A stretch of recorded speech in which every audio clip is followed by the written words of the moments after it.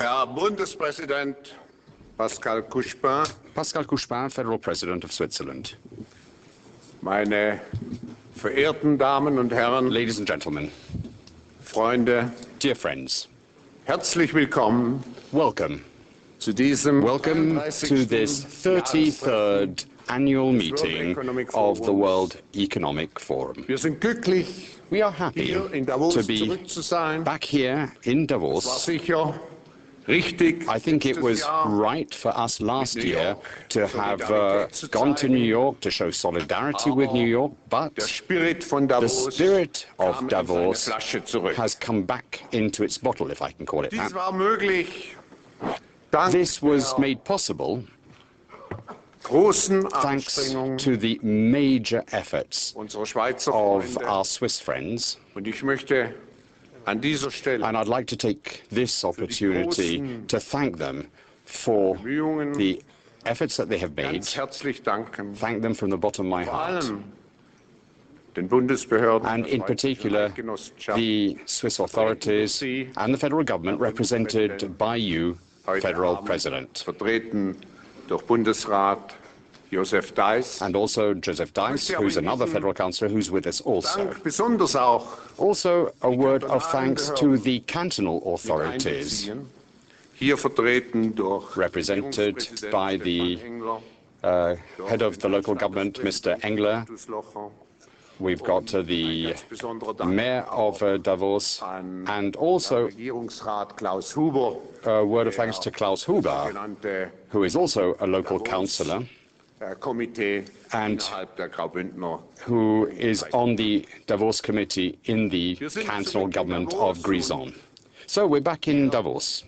Ein ganz besonderer Dank And a special word of thanks to the Davos population, which has extended such a warm welcome to us. vor allem Herrn Landermann Erwin Roffler, And Erwin Rossler, the local governor, has been very helpful, and I'd like to thank him for the cooperation that he has shown us over the last few months. aller unser Dank. So thank you to all you.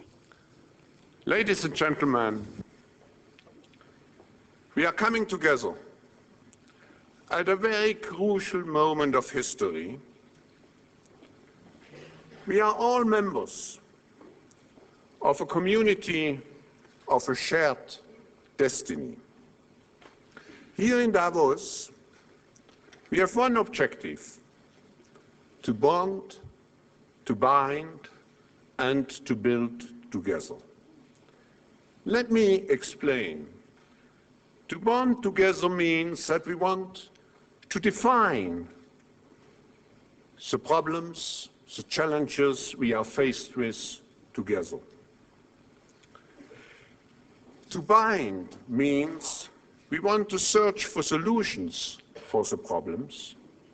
And finally, to build means we want to build our future together. Or in other words, we have to define actions, ideas, initiatives based on our common objectives. What we really need in our world today are collaborative efforts. That's what Davos stands for. Not just dialogue.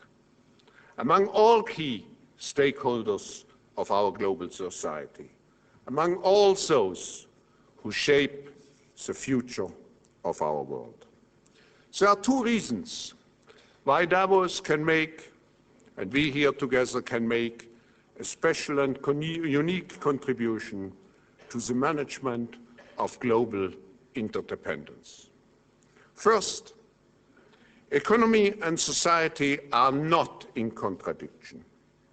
Economic development is the basis for social development, and social development is good for business. Davos is a place where business and all the other stakeholders of society meet together to make the world a better place. Second, Davos is a place where we look at the issues, at the challenges on the global agenda in an integrated, in a systemic way, and not in a departmentalized manner. This is not a specialized meeting, but a process to create awareness for all the issues and problems and challenges on the global agenda. We are aware that the program is very complex. It may be too rich, but the program is only the mirror of the global agenda nowadays. Never before in the 33-year-old history of the World Economic Forum we have been in a situation where the world has been so fragile, so complex, and so dangerous as this year. We feel that we are living in a new world with new rules, new dangers, but also, let's not forget, new opportunities. 4 key challenges will form the focus of our program over the next 5 days.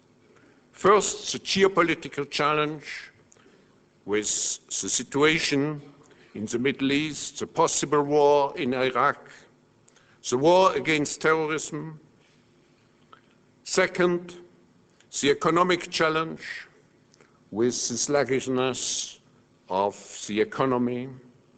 Third, the challenge of corporate governance that requires not only new rules and principles, but also a new business approach based on true long-term value creation, corporate citizenship, and moral integrity.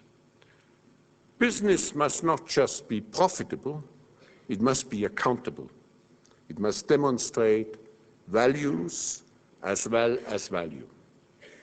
And fourth major theme, how to defuse the time bombs. How do we address all the fundamental issues which threaten our long-term very existence? These challenges include poverty, AIDS, population growth, aging, water shortage, climate change, and I could go on and on. We want to approach all those challenges with the 3B mentality: bonding, binding, building. But that is not enough. We also want to approach those challenges with a clear commitment to the mission of the World Economic Forum of improving the state of the world. This may sound pompous or even arrogant, at least ambitious. Frankly, what would be our destiny if there were no hope anymore for a better future? A world without hope for a better future is a cold world, an indifferent, an egoistic world, since everybody tries in a selfish way to make the best of the situation. A world without hope is a world without trust. And here we arrive at the theme of our annual meeting, building trust. Trust is the foundation of all personal relationships. It's a clue of all business. It is the foundation of all international relations. In our increasingly interconnected world, trust is the rock on which we all depend. Without trust, there will be no respect, no security, and no spirit of partnership and friendship. When trust is eroded, the relationships break down between governments and their citizens, between business and society, between different cultures. So how can we best build trust? First, we have to confirm, individually and collectively, nationally and internationally, our commitment to work together for a better future and to give to every citizen on this planet the hope for a life in dignity. Second, we have to do so with full awareness that we are living in a new type of world. We cannot go back to old recipes. This is the reason why our theme is not restoring trust, but building trust, taking into account the new parameters. Third, trust is not so much a result of our discussions. It is our own personal attitude and behavior which at the end will create trust. Finally, corporations have become in some ways the villains of our time. Many people forget that the system of free enterprise based on good governance is the biggest force for the creation of prosperity and social welfare. To build trust in the corporate system, it is no longer enough to be just economically productive and socially acceptable. We have to create a new concept of business leadership. And this concept has actually 4 different pillars. If business leaders want to succeed, they have to excel in all 4 dimensions. First, corporate intelligence, which means to truly understand the fundamental changes, economically, technologically, but also socially, which shape our world of today, to allow them to be proactive and not reactive.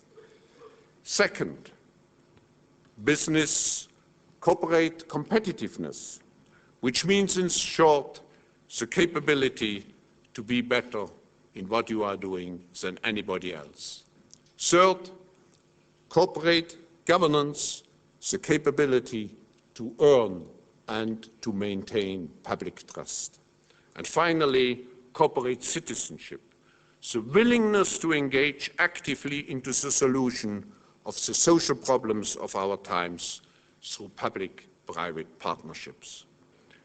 These 4 challenges of corporate intelligence, corporate competitiveness, corporate governance, and corporate citizenship, and the linkages between them, played a crucial role in shaping the agenda of our annual meeting this year.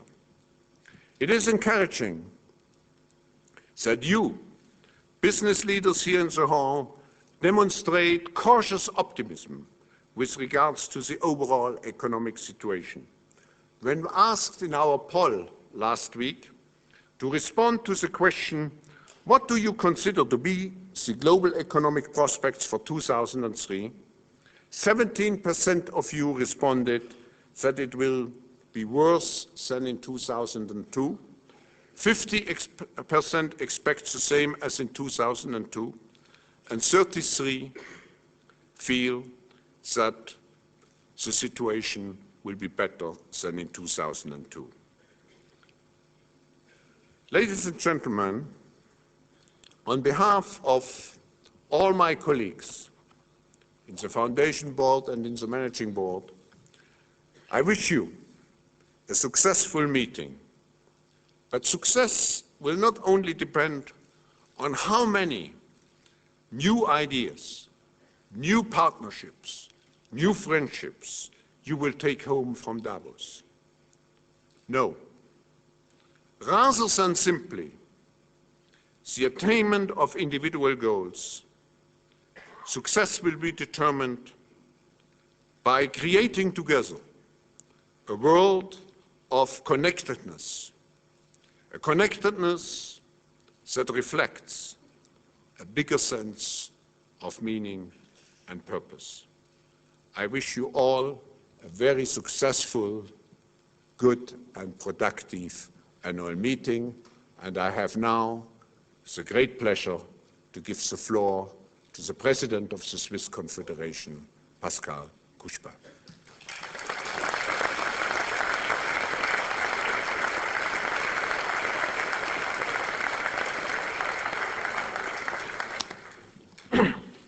Ladies and gentlemen, welcome in Davos. Last year we were in New York. It was the right place to be after September 11. Now we are back in Davos. And it is a very good thing to be here holding, which I call last year the most important party of the world. And I do hope that you shall come back again in Davos in the next years. Last year, I said that in New York as Switzerland Minister of Economic Affairs. I am sure you will forgive me for taking pleasure in repeating my own words here today in Davos as Switzerland's president. And as you are all well aware, the WEF is much more than a party. Sharing our experiences as decision makers, be it in politics, business, or society, intensifying existing relations and making new ones. All of that can be done anywhere, but not in an atmosphere as relaxed or as creative as here in the mountains of Davos. Davos, for several days, becomes the largest village, the most important networking forum, and possibly the most powerful debating club of our global economy and of our global society. But don't forget, thinking alone is not enough. Davos is only a success if you manage to do some skiing as well. In that sense, I say, welcome back to the spirit of Davos. As a host here in Switzerland, I would like to warmly welcome you to this 33rd annual meeting of the World Economic Forum. As you all know, the motto this year is Building Trust, which is a key theme of our time. If we once spoke of leadership, departure, and of a new world order, today we find ourselves a good deal more modest and down to earth, yet at the same time also at a loss and more humble. Unfortunately, we have good reasons to be. For despite globalization of the markets, of communication, and of mobility, there are still more barriers separating us from one another than bridges to connect us. While the progress in technology and society has created benefits and winners, it has also brought downsides and created many losers. And economic growth, income, and opportunities of prosperity are still distributed very unevenly, both nationally and internationally. So, our present is characterized by a crisis of individual and collective trust with many different facets. There is a lack of trust on many fronts, not only in self-confidence, but also a lack of faith in the future, in the world, in markets and society, in leaders and in experts. But the causes of the current breakdown in trust are as diverse as the facets. The global recession is destroying many uncompetitive jobs and diminishing the value of professional qualifications. The continuous stock market decline has robbed a great many people not only of their profits, but also of their savings. The individualization of our society has indeed brought greater freedom to many people, but it has also made them more inconsiderate in the sense that everything is allowed unless it is explicitly forbidden. Before long, it will no longer be possible to finance the rightful claims of all citizens to equal medical treatment and to social protection against age and illness-related risks, which are anchored in most modern democracies. The result of continuing progress in medicine is that more and more people are living longer and thereby causing increasingly higher costs that have to be borne by an even smaller working population. Ladies and gentlemen, without trust, there can be neither stability nor enterprise. Those who have no trust will make no long-term commitments. Those who have no trust tend to seek refuge in the confines of their own world. Those who have no trust take no risks and do not invest. All these leads to social unrest, economic stagnation, and cultural alienation.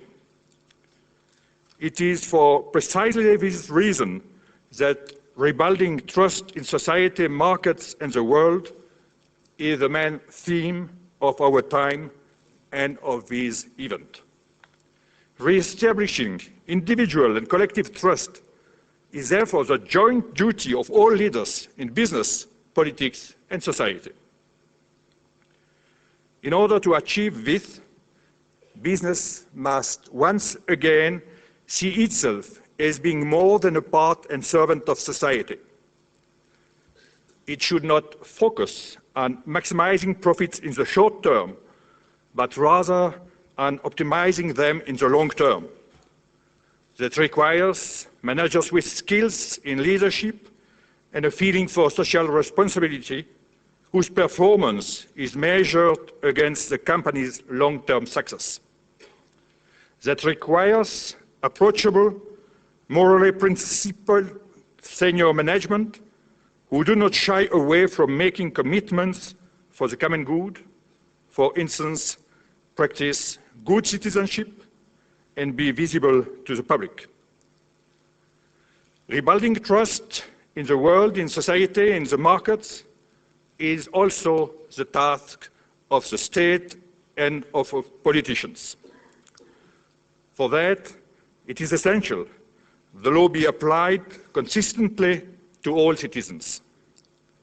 Because within such an environment, all people should be able to move freely and safely. This includes helping people to help themselves by providing comprehensive free access to education.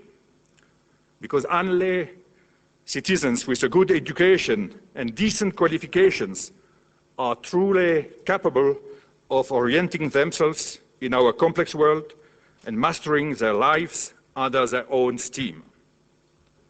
However, another of the core trust-building tasks of the modern state is to guarantee social justice and social security, if necessary, by a measured restriction of the necessary individual and market freedoms. By correcting gross inequalities, by forced solidarity in the social state, through welfare protection for the elderly, the sick, and the unemployed. And what are societies themselves doing to rebuild much-needed social capital and to regenerate social trust? The trigger for a renewal would have to come from experiencing that social and economic Darwinism destroys trust in one another and demoralizes society. The long fight for personal freedoms has ultimately resulted in a boundless egoism which the individuals now have to try to contain by applying moral norms and social conventions. In other words, it must be worthwhile again for people to be decent, respectful, and responsible in everyday life. In the current climate of global uncertainty and complexity, the trust has to be built at each and every level among people and among nations. At the beginning of 2003, there are several threats to peace. The conflict in the Near East is far from being resolved. North Korea and the situation in Iraq is a cause for concern to the international community. Those threats are challenging the building of trust that has been slowly and cautiously established since the end of the Cold War. Switzerland unreservedly condemns the proliferation of weapons of mass destruction. It has always believed that the only way to alleviate the serious suspicions weighing on Iraq would be to proceed swiftly with inspections with the aim of destroying all weapons of mass destruction. Switzerland firmly believes that all peaceful means must be pursued in order to achieve this objective. It insists on the need to follow all the procedures provided for in the Charter of the United Nations. Force must not be used before the matter has been brought before the UN Security Council.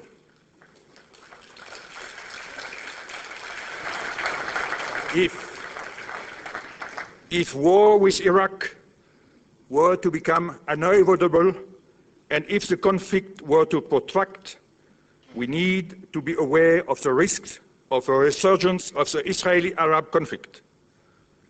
Regional destabilization could have serious consequences for the rest of the world. We do not believe that war is an inevitable continuation of foreign policy by other means. That is why we repeat that the use of force can only be a last resort once all other possible means of persuasion have been exhausted. Ladies and gentlemen, the motto of this year's annual meeting proves that we are slowly but surely waking up to the lack and loss of trust in all its facets. With that, the first step towards overcoming the present breakdown of trust has already been taken. And I am convinced the many discussions that will take place during this meeting will only serve to confirm that my optimism is not misplaced. Thank you, and I hope you enjoy your stay in Davos, Switzerland.